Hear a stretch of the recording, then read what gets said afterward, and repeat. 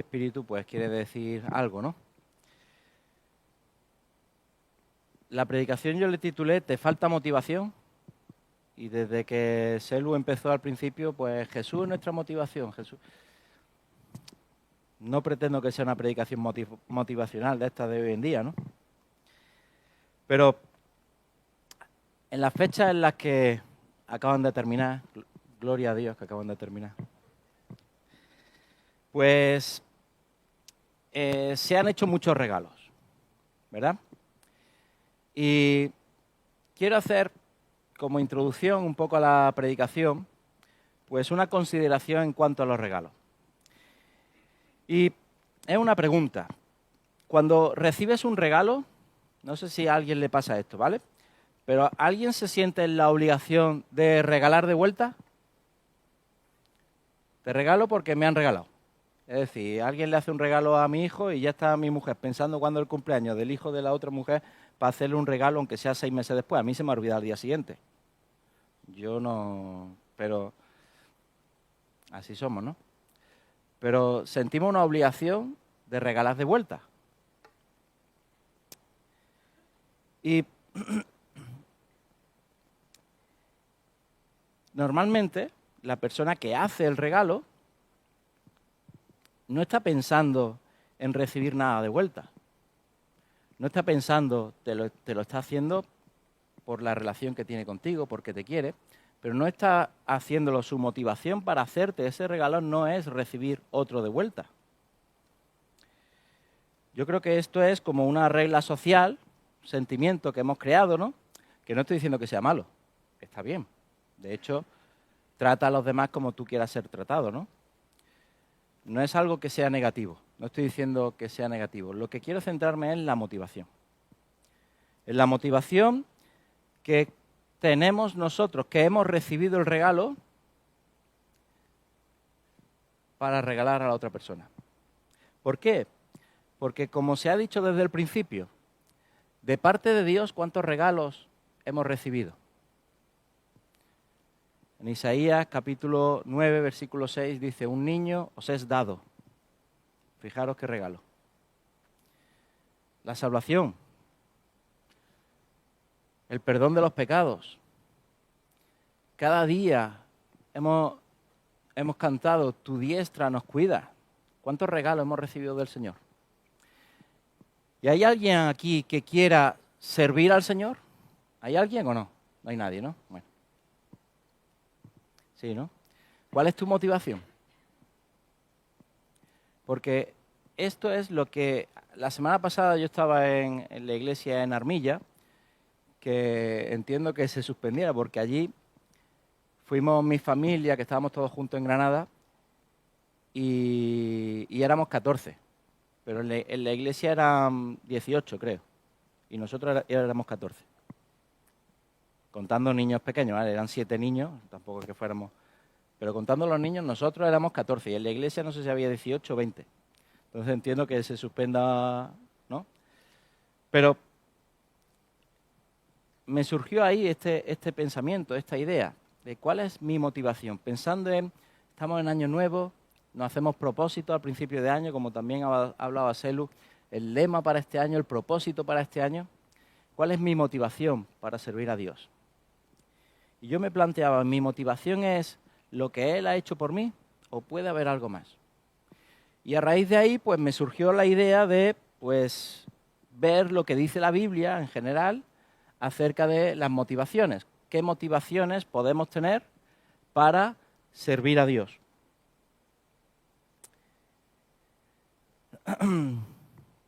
Es importante que seamos capaces de autoexaminarnos, de analizarnos. Es importante, porque no es que sea necesario saber cuál es tu motivación para servir a Dios para poder tener adoración, veneración, para poder servir a Dios. No es que sea necesario, pero sí que es bueno, porque puedes estar haciendo cosas que a Dios no le agradan, aunque sean para Dios. Puedes estar haciendo cosas para Dios, pero no es lo que Dios te ha pedido. ¿Y cómo descubrimos esto? Pues viendo cuál es nuestra motivación. Entonces, yo me he dado cuenta que en la Biblia podemos encontrar algunas motivaciones que son negativas y otras que son positivas. Y las voy a decir, pues más o menos las que yo he encontrado, pues seguramente habrá más y seguramente alguien que esté aquí, seguramente al terminar la reunión me podrá decir, pues yo me acuerdo también de esta, y en este ejemplo vemos, seguro que hay más. No me quiero centrar mucho en las negativas, simplemente nombrarlas un poco, pero es necesario, me parece necesario también compartirlas, porque en parte de nuestro autoanálisis, y fijaros, cuando hablo de las negativas, hablo de autoanálisis. Esto no es para analizar de al lado, esto es para mirarte. Pero creo que es necesario conocer las negativas para analizarnos, ver si estamos en el camino correcto, y necesario, sobre todo muy necesario, conocer las positivas para poder abundar y buscar tener esas motivaciones, ¿no? Así que vamos a ver un poco, y voy a leer muchos versículos. ¿Tiene el dedo caliente? ¿Preparada? Porque voy a ir leyendo muchos versículos para ver cómo todas las cosas que yo estoy diciendo, no es que las diga yo, es que la Biblia las apoya. Así que creo que estoy bastante seguro de lo que voy a compartir en esta mañana, ¿no? Vamos a empezar con las motivaciones negativas que podemos encontrar en la Biblia y aunque no nos paremos mucho en cada una de ellas, pero sí nombrarlas, ¿verdad? La primera motivación negativa es la religiosidad. Es decir, servir a Dios de manera que yo tengo que hacer cosas, que ganar la salvación, por ejemplo. Eso parte del propio ser humano. Eso es religiosidad. Porque le estás dando importancia a tu esfuerzo, a lo que tú haces. Y le estás quitando poder a la obra de Dios. Parece como que si no haces tu parte, no vas a llegar, no vas a alcanzar. Eso va totalmente en contra de la gracia y de la salvación que es por fe, que nosotros creemos y que nosotros predicamos. Un versículo muy claro es Efesios capítulo 2, 8 y 9, versículos 8 y 9. Casi que nos lo sabemos de memoria, ¿no? Dice, porque por gracia sois salvos por medio de la fe y no por obras, para que nadie se gloríe. Y ya no cabe duda, no depende de lo que tú hagas, de lo que puedas hacer para alcanzar la salvación. Depende de la fe y de la gracia. Somos salvos por gracia y por medio de la fe. La gracia es lo que viene de Dios hacia el hombre, la fe es lo que nace del hombre hacia Dios, y cuando las dos se juntan, por gracia, por medio de la fe, entonces eres salvo. Pero no tiene que ver con tus obras, no tiene que ver con tu comportamiento, tiene que ver con la obra de Dios. Y un ejemplo claro de religiosidad que se estaba dando en la iglesia, al principio de la iglesia, después de Jesús, lo encontramos en Gálatas capítulo 3, versículos del 1 al 9. Gálatas capítulo 3, versículos del 1 al 9, que dice así: Oh Gálatas insensatos, ¿quién os fascinó para no obedecer a la verdad? A vosotros ante cuyos ojos Jesucristo fue ya presentado claramente entre vosotros como crucificado. Esto solo quiere saber de vosotros. ¿Recibisteis el Espíritu por las obras de la ley o por el oír con fe? ¿Tan necios sois? Habiendo comenzado por el Espíritu, ¿ahora vais a acabar por la carne? Tantas cosas habéis padecido en vano, si es que realmente fue en vano. Aquel, pues, que os suministró el Espíritu y hace maravillas entre vosotros, ¿lo hace por las obras de la ley o por el oír con fe? Así Abraham creyó a Dios y le fue contado por justicia. Sabed, por tanto, que los que son de fe, estos son hijos de Abraham. Y la Escritura, previendo que Dios había de justificar por la fe a los gentiles, dio de antemano la buena nueva a Abraham, diciendo, en ti serán benditas todas las naciones. De modo que los de la fe son bendecidos con el creyente Abraham. ¿Cómo pretendes alcanzar la salvación? Está diciendo, ¿por las obras? No, solo por fe. ¿No hay otra manera? Y ahí tenemos un ejemplo de religiosidad, de gente que intentaba alcanzar la salvación, intentaba llegar a Dios a través de las obras. Y le está diciendo Pablo, no. Mira que os lo expliqué bien y empezasteis bien, pero habéis cambiado. Solo por fe. El segundo motivo negativo para servir a Dios es una falsa idea de justicia. Bueno, los nombres me los he inventado yo, ¿vale? No busquéis en un diccionario, no busquéis ni siquiera en la Biblia el nombre literal como yo lo he puesto. Pero sí quiero que os quedéis con la idea. Y es una falsa idea de justicia. Esta idea te lleva a pensar que como sigues pecando, la obra de Dios no se ha realizado en ti todavía. E intentas ganarte ese perdón haciendo cosas para Dios. Es decir, tú estás sirviendo a Dios, parecido como la religiosidad, pero ahora es por culpabilidad. Yo no es porque hay una serie de cosas que tienes que hacer y una serie de cosas que no tienes que hacer, religión. No, ahora es que te sientes mal, porque te das cuenta de que todavía pecas. Y entonces, para compensar ese mal que hay en ti, pues compensas obedeciendo a Dios o intentando obedecerle. Y eso es una falsa idea de justicia. Idea de justicia. A estas personas les cuesta mucho trabajo entender que Dios los ha limpiado por completo. Y además, para siempre. Porque Dios les ha perdonado absolutamente todos los pecados. Los pecados pasados, presentes y los futuros. Los que vas a cometer de aquí hasta que te mueras. Esos pecados han sido perdonados y ya no te hacen culpable, porque ya has sido perdonado por esos pecados. Y nos suelen plantear dudas de si verdaderamente soy hijo de Dios o no. Si verdaderamente me he merecido, me he ganado el perdón o no. Y por este motivo sirvo, porque creo que tengo que hacer cosas para compensar ese mal que hay en mí. Vamos a leer 2 versículos. Colosenses capítulo 2, versículo 13. Colosenses 2:13.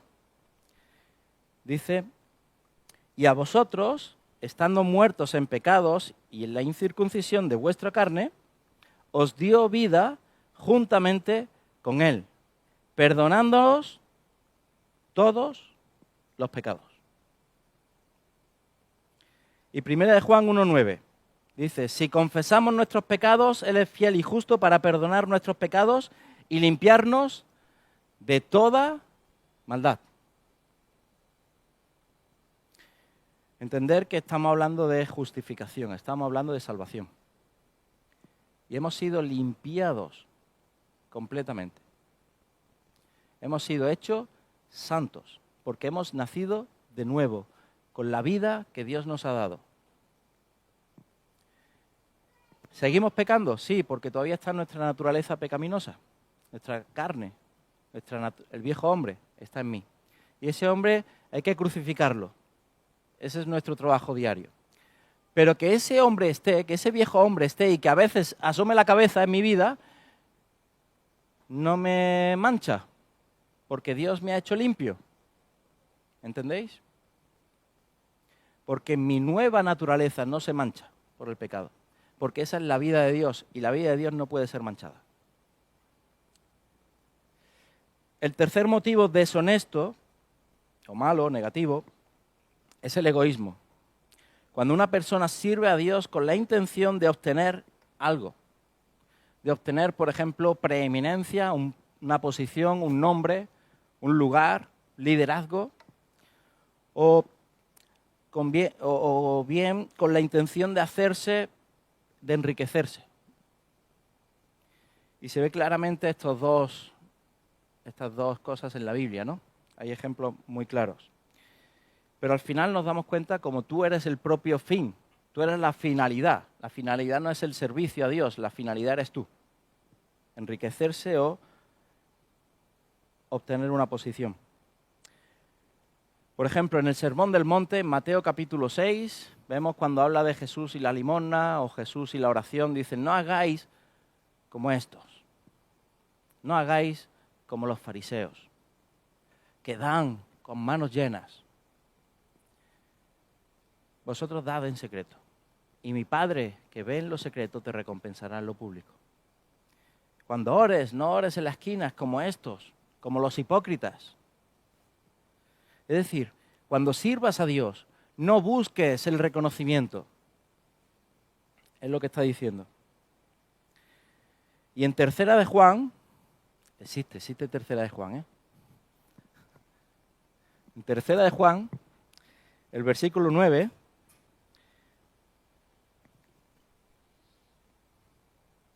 dice,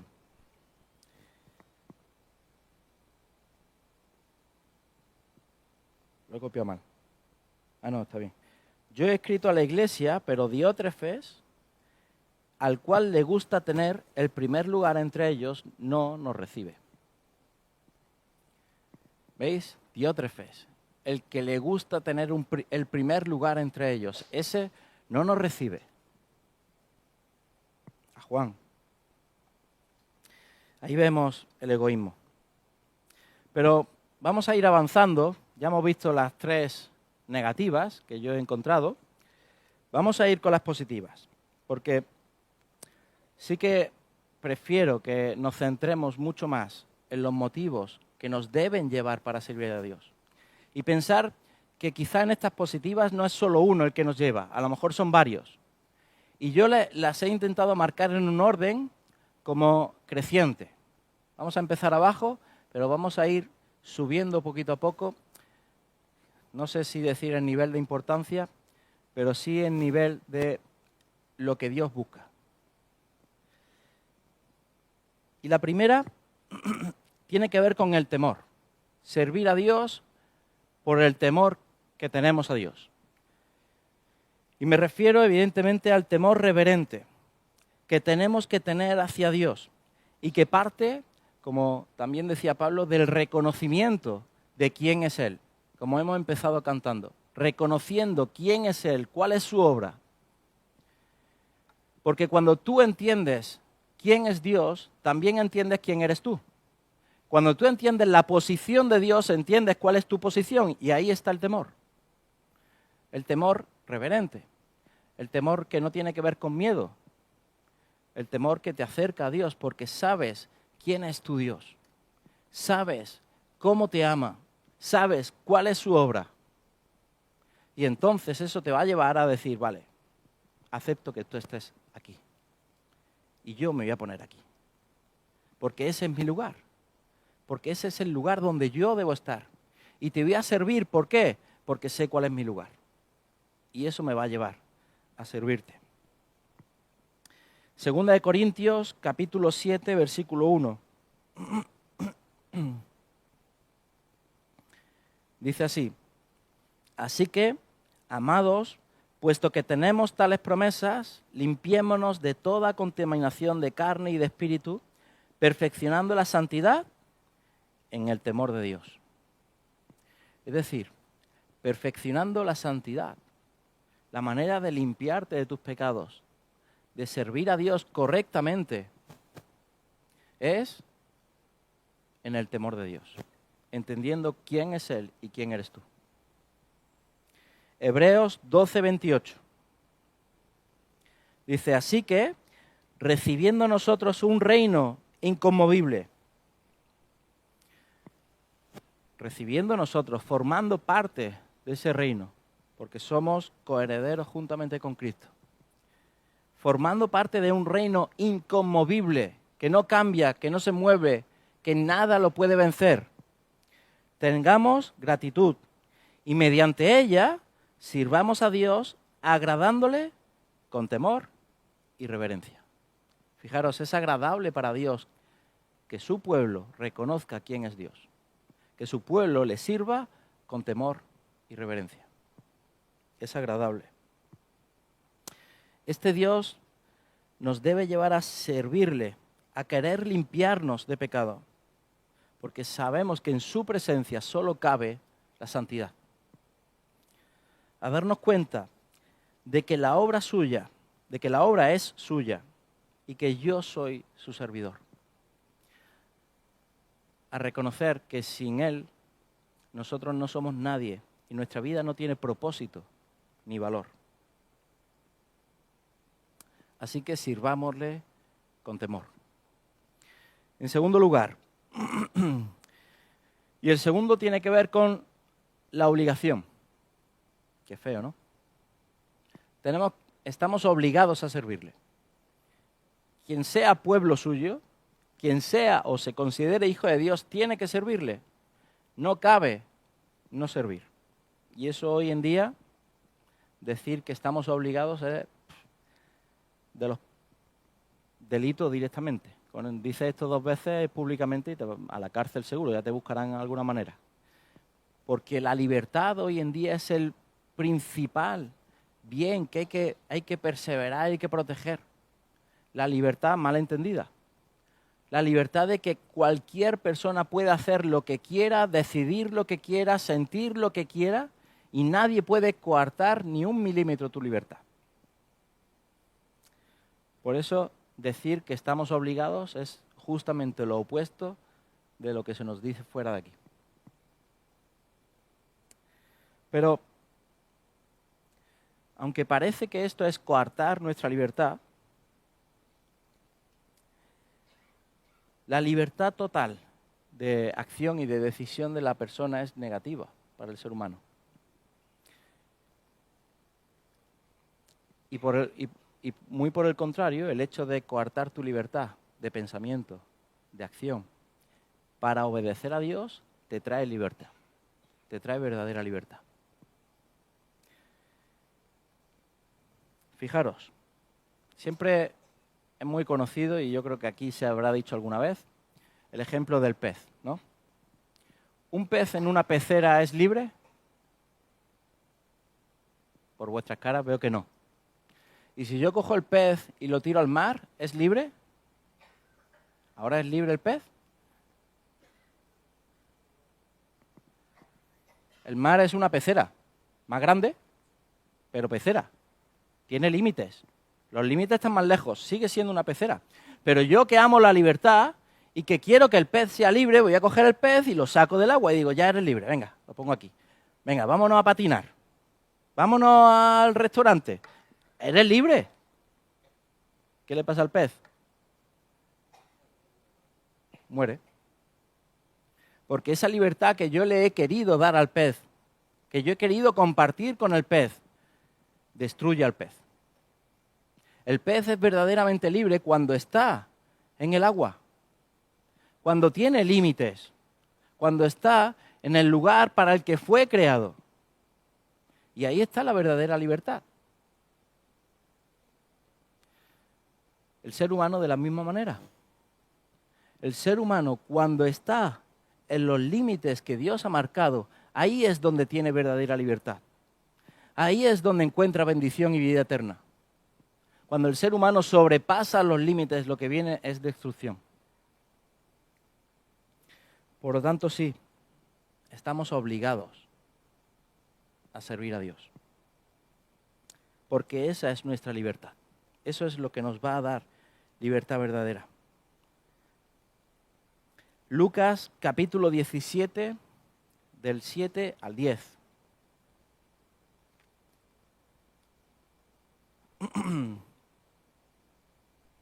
Palabras de Jesús, ¿vale?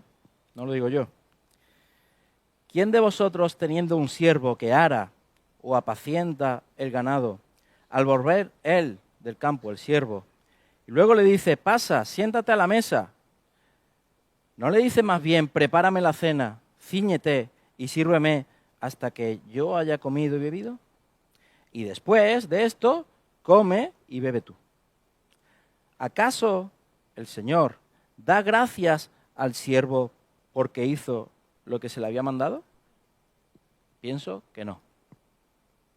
Así también vosotros, cuando hayáis hecho todo lo que os he ordenado, decid, siervos inútiles somos, pues lo que debíamos hacer, hicimos. ¿Tenemos la obligación de servir a Dios? No lo digo yo, lo dice Jesús. Pero vamos a leer otro. Juan 17, 4. Evangelio de Juan, capítulo 17, versículo 4.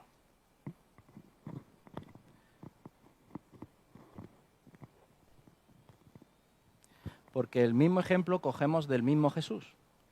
Dice, yo te he glorificado en la tierra y he acabado la obra que me diste que hiciese.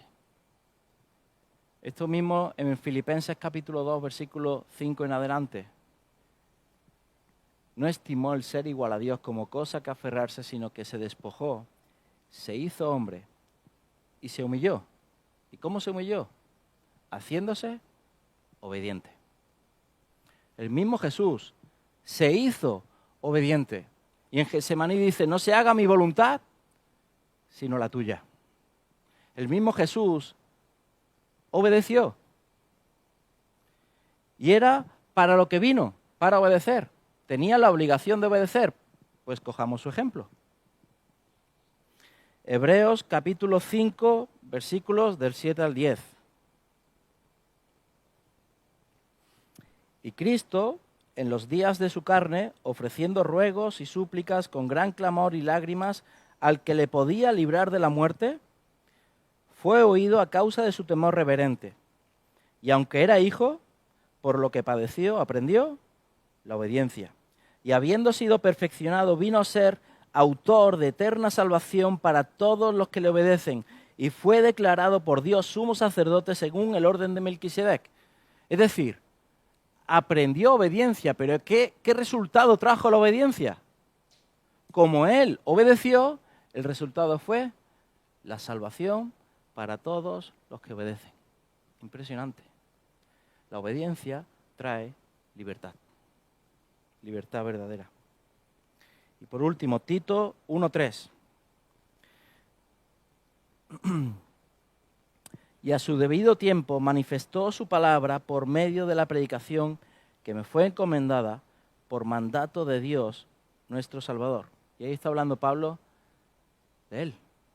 Y a su debido tiempo manifestó su palabra por medio de la predicación. ¿A qué estamos llamados? A obedecer. ¿Haciendo qué? Predicando la palabra. Trayendo el mensaje de salvación. El mensaje que nos fue encomendado por mandato de Dios nuestro Salvador. Tercer motivo. Y el tercer motivo tiene que ver con el propósito del ser humano. Y quiero que veáis cómo vamos subiendo la escalera, ¿verdad? Hemos empezado con el temor reverente, reconociendo quién es Dios, pero hemos subido un poquito a nuestra obligación, siguiendo el ejemplo de Jesús. Y ahora subimos el propósito del ser humano. ¿Para qué fue creado el ser humano? El propósito de nuestra existencia.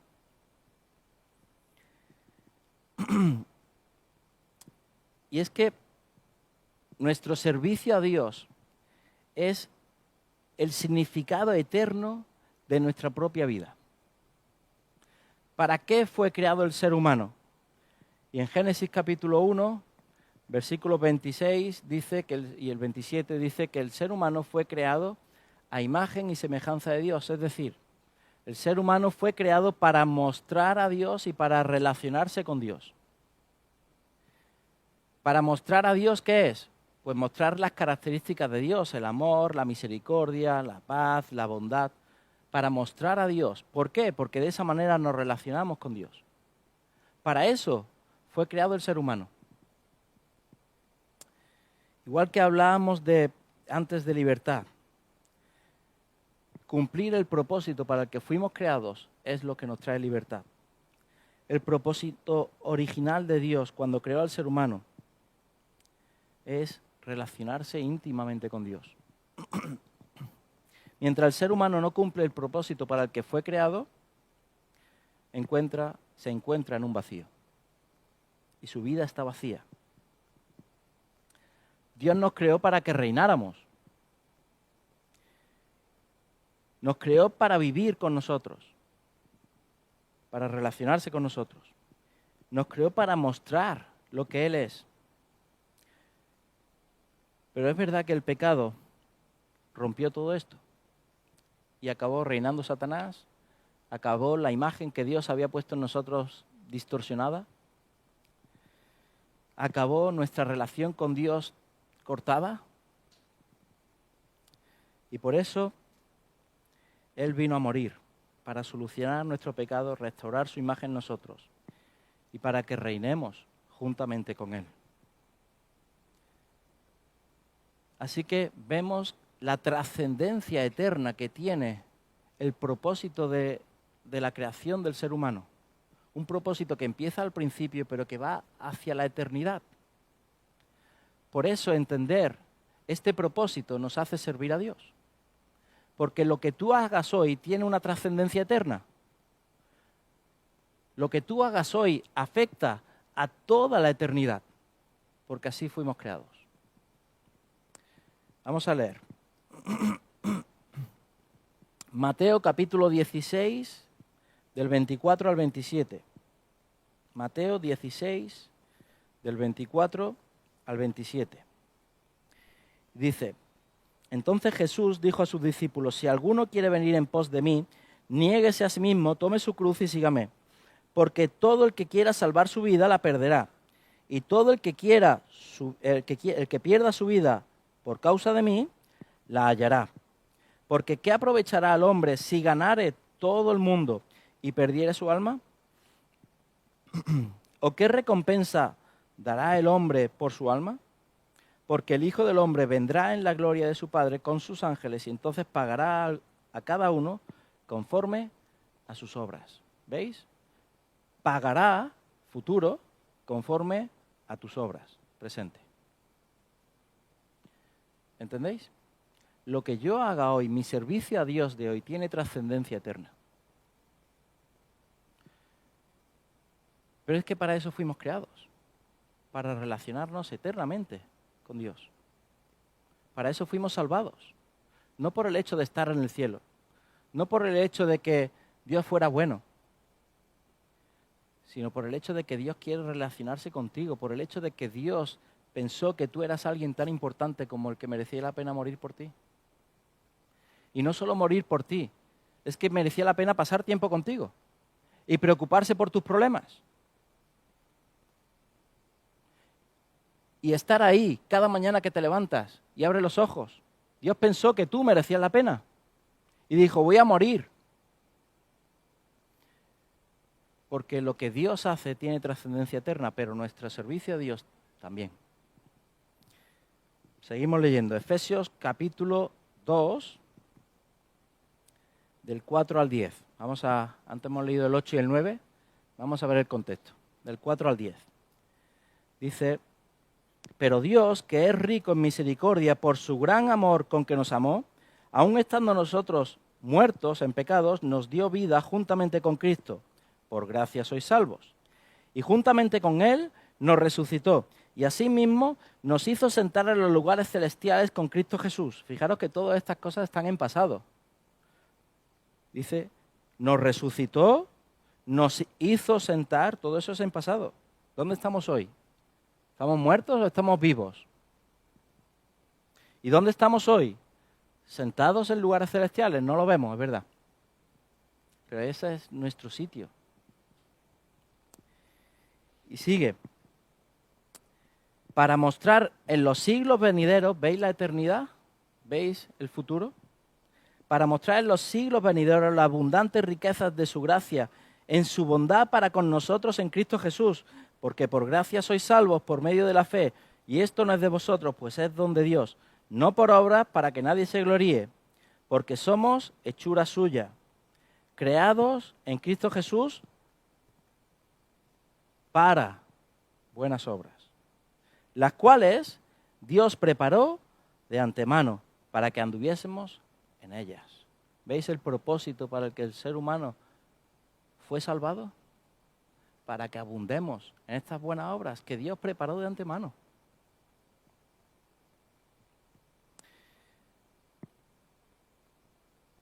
Servimos a Dios porque eso es lo que nos da sentido.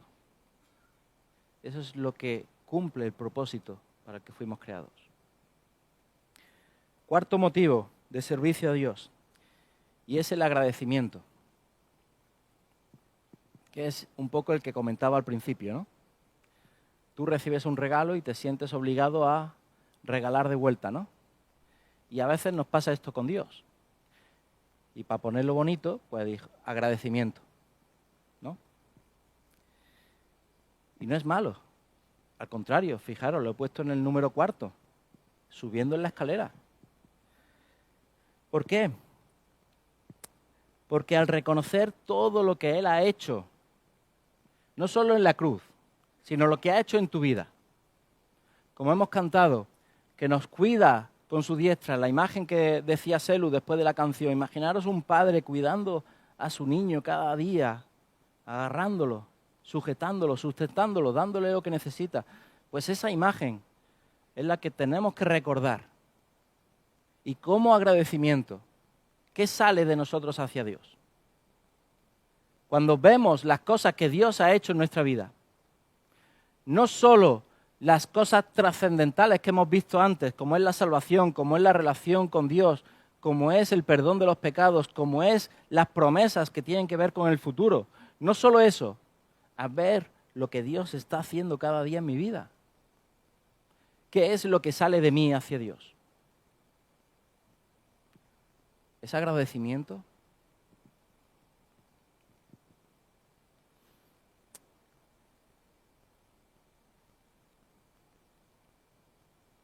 Claro, cuando entiendo esto, cuando yo veo esto, lo que sale de mí es el deseo de obedecer y sujetarme a Dios. De tal manera que le doy mucha más importancia a la voluntad de Dios que a mi bienestar. Porque veo que Dios es tan importante, tan grande, que no me queda más remedio que caer rendido a sus pies. Y estás dispuesto a servir. Gálatas 2:20 dice: con Cristo estoy juntamente crucificado y ya no vivo yo, mas vive Cristo en mí. Y lo que ahora vivo en la carne, lo vivo en la fe del Hijo de Dios, el cual me amó y se entregó a sí mismo por mí. Al reconocer la obra que Cristo hizo por mí, ya no vivo yo. Yo no soy el importante, el centro de mi vida. Ahora es Cristo. Como Él hizo, esta es mi respuesta. Primera de Timoteo 1:12. Dice: doy gracias al que me fortaleció, a Cristo Jesús nuestro Señor, porque me tuvo por fiel poniéndome en el ministerio.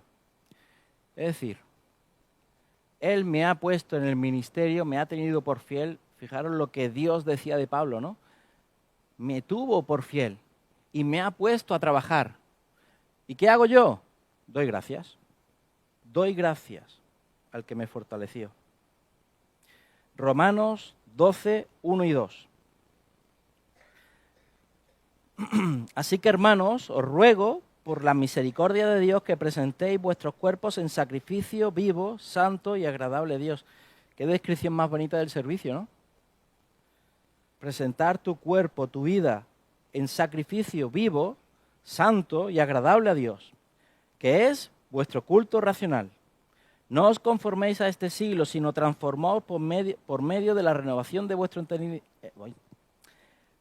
Transformaos por medio de la renovación de vuestro entendimiento, para que comprobéis cuál sea la buena voluntad de Dios, agradable y perfecta. ¿Entendéis la obra que Dios ha hecho y que hace cada día en vosotros? ¿Cuál es la respuesta? Ahora, en cuanto al agradecimiento, tenemos agradecimiento sobre el pasado, la obra de Cristo. sobre el presente, lo que Dios hizo en nosotros, pero también sobre el futuro. Porque hay promesas para el futuro. Hay recompensa en el futuro. Y hay muchos textos que hablan de esta recompensa. Muchos. Y la Biblia nos habla de que seremos juzgados por nuestra obediencia. Y ahora lo vamos a leer. Y recibiremos recompensas o no por nuestra obediencia. Pero las recompensas en sí no deben ser la motivación. Es decir, yo no tengo que motivarme a servir a Dios para ganarme una recompensa. La recompensa depende de Dios. De mí depende el servicio. Y lo que dependa de Dios, depende de Dios. Dios me dará lo que Él quiera darme. Ahora, lo que sí tengo que saber cuáles son las recompensas que Dios tiene para darme, ¿por qué? Porque no es para mi orgullo, es para su gloria. Es para entregárselas a Él. Para ver, mira Dios, lo que tú has hecho conmigo. Y si tengo algo porque por tu gracia has decidido que yo lo tenga, gloria a ti. De tal manera que la recompensa en sí misma no es mi motivación. Mi motivación sigue siendo Dios y su gloria. Aunque es bueno saber que hay recompensas, si no Dios no las diría.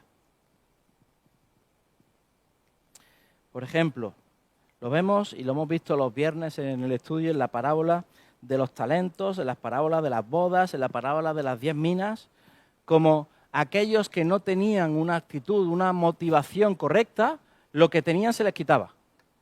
Los invitados que, venga, vamos a la boda, que la boda ya está lista, está preparada. Y ellos se iban a sus quehaceres, se iban al campo. ¿Y qué dice Dios? Fuera de la boda, vamos a buscar a más gente.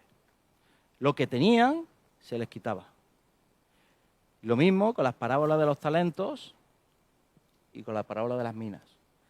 Pero ahí no está hablando de la motivación, de lo que hay en el corazón realmente de esas personas. Es una parábola, pero está hablando de la motivación. ¿Por qué motivo servimos a Dios? Por lo tanto, hay galardones. Dios es justo, pero es justo para lo malo y para lo bueno. Es justo para que el pecador, que no se ha arrepentido, el pecador que no se ha perdonado, vaya al infierno. Igualmente es justo para aquel que persevera hasta el fin, darle recompensa por su obra.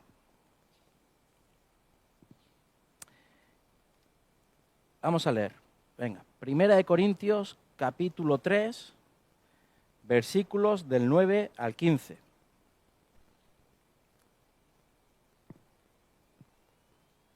Dice, porque nosotros somos colaboradores de Dios y vosotros labranza de Dios.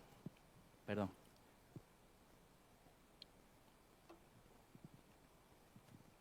Edificio de Dios, conforme a la gracia de Dios que me ha sido dada. Yo como perito, arquitecto, puse el fundamento y otro edifica encima. Pero cada uno mire cómo sobreedifica. ¿Veis? Aquí ya empieza a haber motivación. Cada uno mire cómo sobreedifica. Porque nadie puede tener otro fundamento que el que está puesto, el cual es Jesucristo. Y si sobre este fundamento alguno edificare oro, plata, piedras preciosas, madera, heno, hojarasca, la obra de cada uno será manifiesta, porque el día la declarará, pues por el fuego será revelada, y la obra de cada uno, cual sea, el fuego la probará. Y si sobre este fundamento alguno edificare oro, plata, piedras preciosas, madera, heno, hojarasca, la obra de cada uno se hará manifiesta. Lo he leído ya, ¿no? Es que lo tengo repetido los versículos. Vale, perdón. Versículo 14. Dice, si permaneciere la obra de alguno que sobreedificó, recibirá recompensa. Y si la obra de alguno se quemare, sufrirá pérdida. Si bien él mismo será salvo, aunque así como por fuego. No niego. No podemos negar que haya recompensa por nuestras obras. Ahora, hay que mirar cómo estamos edificando, cómo estamos trabajando en la obra de Dios. Apocalipsis 22:12 dice: He aquí yo vengo pronto y mi galardón conmigo, para recompensar a cada uno según sea su obra. Segunda de Corintios 5:10 dice: Porque es necesario que todos nosotros comparezcamos ante el tribunal de Cristo, para que cada uno reciba según lo que haya hecho mientras estaba en el cuerpo, sea bueno o sea malo.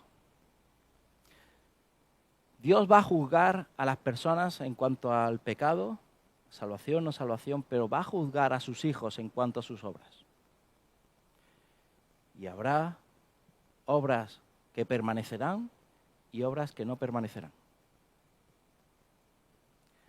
Ahora, eso es una realidad. Pero ¿cuál es tu motivación para servir hoy? Porque eso es lo que Dios quiera dar. Y no sabemos medir como hace la Iglesia Católica, ¿no? Rezas 3 Padres Nuestros y consigues X. 10 Padres Nuestros, un poquito más. Nosotros no sabemos medir. ¿Quién es el que está sirviendo mucho o poco? No sabemos. Un pastor estaba en una iglesia predicando, no sé si he puesto este ejemplo ya alguna vez, pero un pastor estaba en una iglesia predicando y al fondo de la iglesia había una mujer mayor, que cuando el pastor se subía, en la alabanza, pues ella estaba cantando y eso, pero cuando el pastor se subía a predicar, estaba invitado en esa iglesia, no conocía a esa mujer, pero cuando él se subía a predicar, ella pues agachaba la mirada y se quedaba así, con los ojos cerrados, y cuando terminaba de predicar y ya todo el mundo se levantaba, ella, y al día siguiente fue otra vez a predicar y lo mismo. Y entonces el pastor ya, después de 2 días, se acercó: Mira, es que estás cansada, es que no duermes bien, te pasa algo. Y ella le dijo: no, es que no entiendo muchas veces las cosas que habláis, ni siquiera sé leer, pero cuando empiezo a predicar me pongo a orar para que lo que tú estás predicando cale en el corazón de mis hermanos. ¿Cuál era el mayor servicio? ¿El que hacía el pastor o el que hacía la hermana? No sabemos medir, no podemos medir cuál es más grande. Por lo tanto, no podemos saber cuál es la recompensa de cada uno. Por lo tanto, no debemos servir buscando la recompensa. Debemos servir. Servir en agradecimiento y que Dios nos dé a cada uno conforme a su justicia y para su gloria. Y el último de los motivos, que este es el propósito por el cual me surgió a mí hacer esta predicación. Y es servir a Dios por el amor a Dios. Porque cuando tú recibes un regalo, dar un regalo de vuelta, cuando hago esto mismo respecto a Dios, a mí se me queda corto, a mí, personalmente. Era el pensamiento que yo tenía la semana pasada, pensando en propósito, lema para este año. Voy a servir a Dios este año por agradecimiento por lo que Él ha hecho, y está bien, no digo que no, pero se me quedaba corto. Y es servir a Dios por el amor que tengo para Dios, hacia Dios. Y es que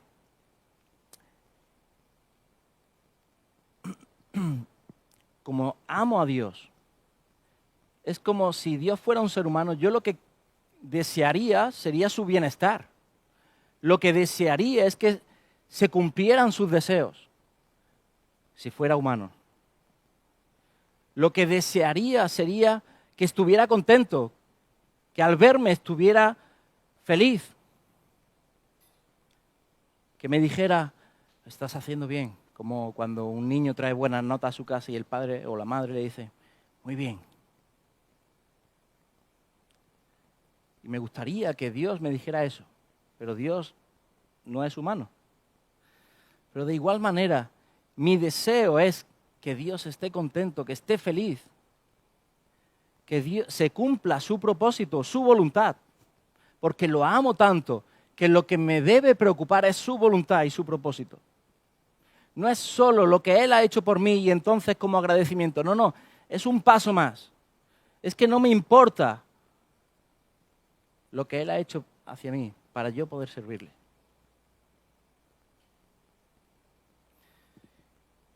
Y vuelvo a decir, no es que esté mal lo anterior, todo lo anterior es bueno. Pero un escalón más.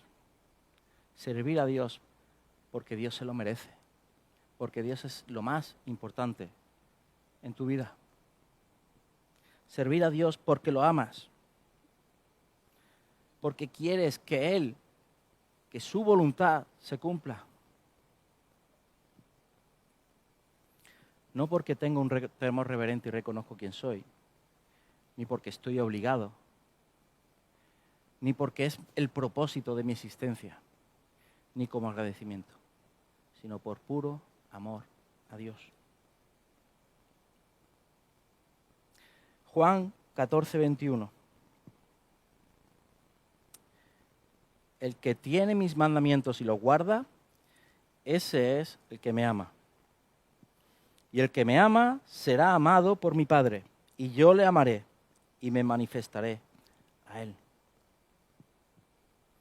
El que obedece a Dios en lo que Dios quiere, ese es el que ama a Dios. Y ese es el que es amado por el Padre.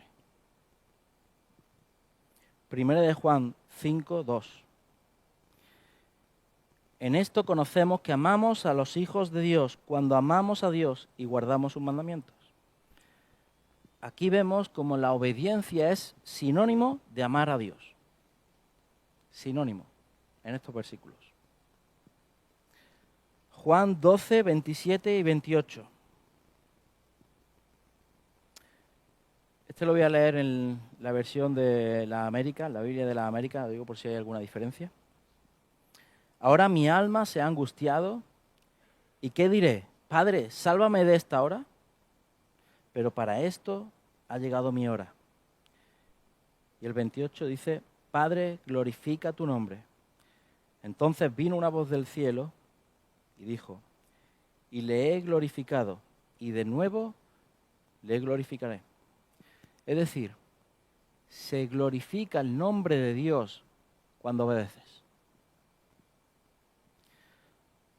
Obedecer a Dios es sinónimo de buscar que Él sea glorificado.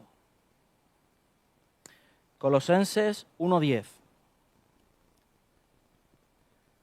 Para que andéis como es digno del Señor, agradándole en todo, llevando fruto en toda buena obra y creciendo en el conocimiento de Dios. Nuestro deseo es agradarle, porque le amamos. Filipenses capítulo 3, del 10 al 14. A fin de conocerle. Estos versículos, la última vez que presidí, antes de Navidad, pues son los que compartía.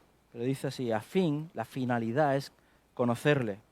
Y como hablaba aquel día, en intimidad, en relación. Y el poder de su resurrección y la participación de sus padecimientos, llegando a ser semejantes a él en su muerte. Si en alguna manera llegase a la resurrección de entre los muertos, no que la haya alcanzado ya, ni que ya sea perfecto, sino que prosigo por ver si logro asir, coger, aquello para lo cual fui también asido por Cristo Jesús. Hermanos, yo mismo no pretendo haberlo ya alcanzado, pero una cosa hago, olvidando ciertamente lo que queda atrás y extendiéndome a lo que está delante, prosigo a la meta, al premio del supremo llamamiento de Dios en Cristo Jesús. Nuestro deseo es conocerle, nuestra finalidad es conocerle íntimamente, cercanos a Él, y ahí experimentar todo lo que la obra de Dios tiene para nuestra vida. Olvidándonos de las cosas viejas pasaron, seguimos adelante, proseguimos a la meta.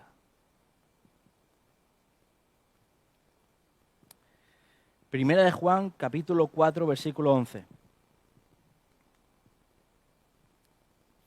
Amados, si Dios nos ha amado así, debemos también nosotros amarnos unos a otros.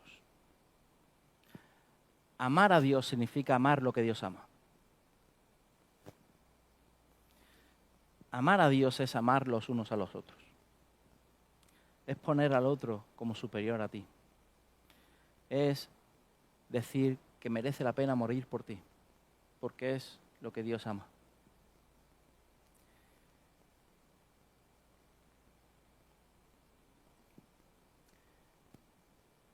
Y este es el motivo que yo planteaba como propósito, como lema para este año. Servir a Dios porque le amo.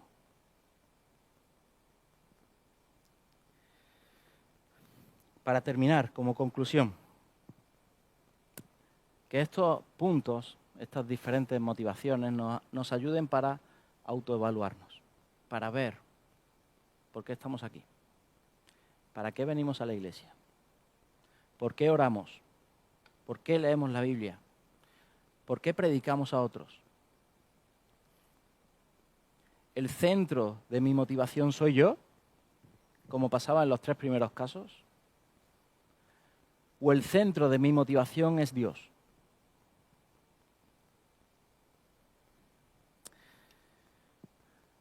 Y vamos a empezar a quitar de nosotros lo que no sea agradable a Dios y vamos a intentar entender la voluntad de Dios sobre nuestras motivaciones, sobre por qué estamos sirviendo a Dios.